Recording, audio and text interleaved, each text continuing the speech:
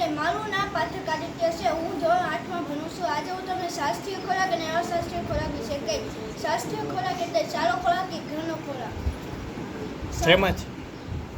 જેમાં છે દાળ ભાત, દાળ ઢોકળી, લાપસી શાક અને રોટલી શાક જેવા ઘરના ખોરાક અને સારા ખોરાક જણાવે છે.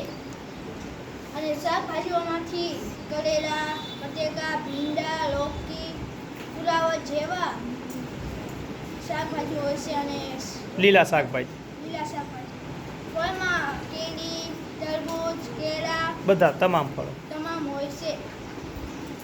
શાસ્ત્રીય અસાત્વિક ખોરાકમાં વિટામિન, પ્રોટીન, ચરબી, પોષક તત્વો બધું મળે છે જે આપણા શરીરને જરૂરી હોય આપણા શરીરને જરૂરી છે. જેમ કે આપણા શરીર તંદુરસ્ત રહે.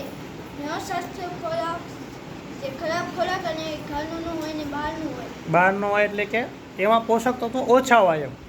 બહારનો હોય એટલે એવું નહીં બહારનો હોય બધો અસાત્વિક હોય એવું ન હોય.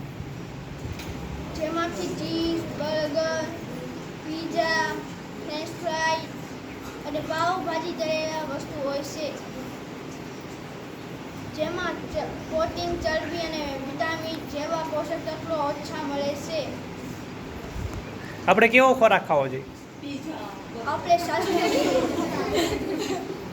શાસ્ત્રીય ખોરાક ખાવો જોઈએ. સ્વાસ્થ્યવર્ધક સાત્વિક ખોરાક. અને નિશાળમાં આપણે દાળ ભાત, શાક રોટલી અને બાફેલા મમરા ખોરાક લેવો પડશે. અસ્તુ